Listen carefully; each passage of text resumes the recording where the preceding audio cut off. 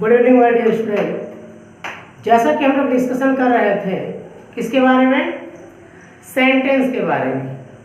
Sentence के बारे में हम लोगों ने पिछले वीडियो में डिस्कशन कर लिया था और इसका जो पहला वीडियो है आप डिस्क्रिप्शन में जाकर के इसको प्राप्त कर सकते हैं। ओके, सो हम अब डिस्कशन करते हैं किसके बारे में, काइंड्स ऑफ सेंटेंस। किसके बारे में, काइंड्स ऑफ सेंटेंस। यानी सेंटेंस के जो प्रकार होते हैं, कितने प्रकार के सेंटेंस होते हैं, इसके बारे में अब डिस्कशन हमको करना है। ओके, सो लुक केयरफुली, ध्यान से जो है देखिएगा और समझिएगा। ठीक, आपका हेडिंग क्या है, काइंड्स ऑफ सेंटेंसेस। ठीक है, वाक्यों के कौन कौन से प्रकार हैं उसको हम समझते हैं, देखते हैं और डीपली अध्ययन करते हैं। ठीक है ना। पर sentences are divided into 5 kinds. ठीक है, सेंटेंसेस को कितने भागों में डिवाइड किया गया है, 5 भागों में डिवाइड किया गया। कितने भागों में, 5 भागों में। ठीक है, means sentence is classified into 5 kinds. Okay, namely means होता है इनके क्या नाम है। ठीक है, सपोज दैट आप जो है कहीं पर जाते हैं या कोई आपसे मिलता है, सेंटेंस के आपके प्रकार पूछता है, बोला कि नाम बताओ।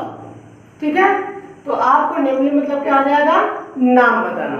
ठीक, तो इसके नाम क्या है, पहला डिक्लेरेटिव सेंटेंस। पहला क्या है, डिक्लेरेटिव सेंटेंस।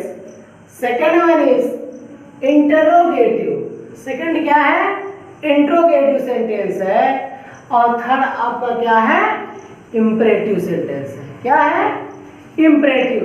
ओके, और चौथा आपका जो होता है क्या होता है, एक्सक्लेमेटरी सेंटेंस। ठीक है, क्या होता है, एक्सक्लेमेटरी सेंटेंस। और लास्ट आपका क्या है, ऑप्टेटिव सेंटेंस। क्या होता है, ऑप्टेटिव सेंटेंस। आ रहा समझ में? Yes sir.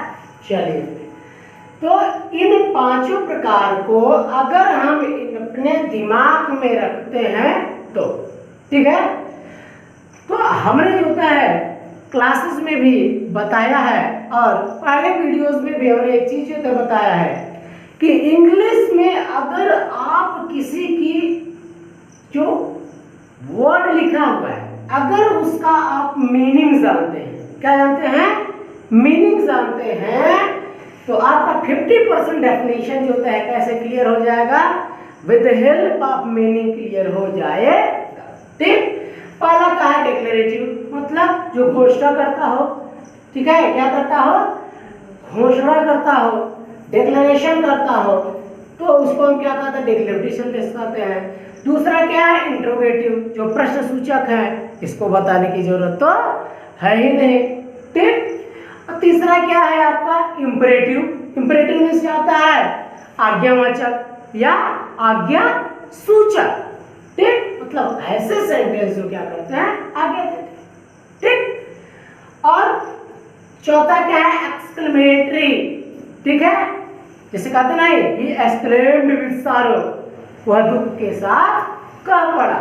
ओके, तो यहाँ जो एक्सप्लेनेशन होता है, संबोधन होता है, वो किसी भी फॉर्म में हो सकता है। ठीक है, खुशी का भी हो सकता है, दुख का हो सकता है, घृणा का भी हो सकता है, कोई भी हो सकता है। ओके, और आपका अगला क्या है, ऑप्टेटिव सेंटेंस। कौन सा सेंटेंस है, ऑप्टेटिव सेंटेंस, मतलब कामना सूचक। क्या कह सकते हैं, कामना सूचक या इच्छावाचक या कह सकते हैं। ठीक है ना। Yes sir. अब इन जो 5 प्रकार हैं सेंटेंस का, इनको हम पॉइंट वाइज करके हम क्या करेंगे, डीपली जो होता है अध्ययन करेंगे। ओके, सो पहला हम जो होता है, जो पॉइंट है हम इस वीडियो में ही कवर कर पाएंगे। बाकी जो 4 जो पॉइंट्स बच रहे हैं, 1 बाय 1 पेयर में लेकर के 2-2 डेफिनेशन लेकर के 2 वीडियोस में हम क्या कर लेंगे, कवर कर लेंगे। ओके, सो आइए समझते हैं क्या कह रहा है, डिक्लेरेटिव सेंटेंस। क्या है पहला, डिक्लेरेटिव सेंटेंस।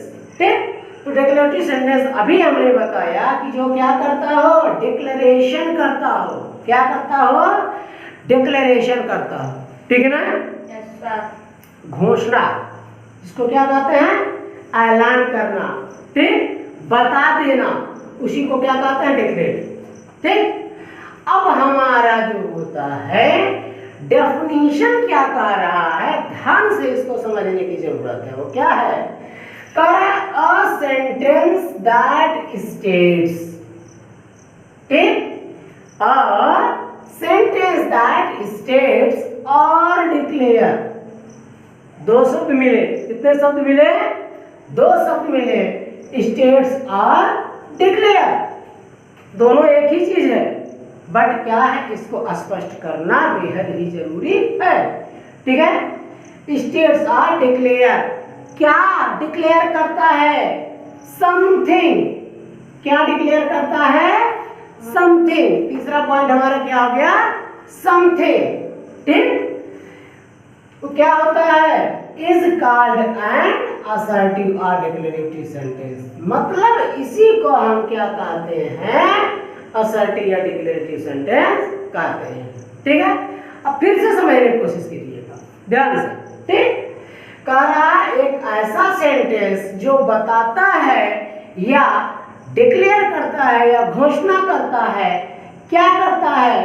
कुछ, समथिंग, कुछ या किसी चीज का होता है, क्या करता है? घोषणा करता है, बताता है, उसी को हम क्या कहते हैं? असर्टिव और डिक्लेरेटिव सेंटेंस कहते हैं। क्या कहते हैं? असर्टिव और declarative sentence. Is this clear? Yes sir. आया समझ में? Yes sir. अब हमारा जो है डेफिनेशन है ये तब और क्लियर होगा जब हम विद एग्जाम्पल अच्छी तरीके से समझने की कोशिश करेंगे। ठीक है ना? अब ध्यान से देखिएगा, कह रहा है क्या? The earth. अर्थ के पहले क्या लगा है? द लगा है। क्या लगा है? द लगा है।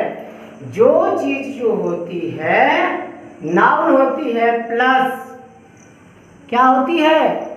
विश्व में, ब्रह्मांड में या कहीं भी वल्ली वन होती है, उसके पहले क्या लगता है? द लगता है। आर्टिकल द लगता है। ठीक है? ठीक उसी तरीके से हमारा क्या है यहाँ पर? देखिए सन भी है।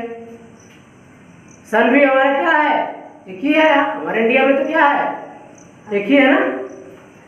कई जगह पे गए अलग अलग सूर दिखाते हैं, ऐसा जो है माना जाता है, लेकिन हम यहाँ पर एक ही मानेंगे। ओके? तो कह रहा था अर्थ मूव्स अराउंड द सन। ये बताया जा रहा है। क्या किया जा रहा है? बताया जा रहा है। और क्या हमारा सेंटेंस जो तो कह रहा है, जो डेफिनेशन कह रहा है, क्या कह रहा है? सेंटेंस दैट स्टेट्स, जो बताता हो, वही क्या है? वही क्या है? Declarative sentence. क्या वही? Declarative sentence. बताया जा रहा है कि the earth moves around the sun. क्या करती है पृथ्वी? सूरज की चारों ओर क्या करती है? चक्कर लगाती है। ओके? अब अगला क्या है? सेम चीज डेली। हमने बताया था पिछले वीडियो में, एच को हम क्या करेंगे? साइलेंट करेंगे। क्या करेंगे? साइलेंट करेंगे। कहीं कहीं दिल्ली लिखा रहता है, कहीं कहीं दिल्ली लिखा रहता है, वो सही नहीं है। हम क्या बोलेंगे? Delhi. Delhi is the capital of India. Delhi क्या है? भारत की क्या है? कैपिटल है, राजधानी है। ओके?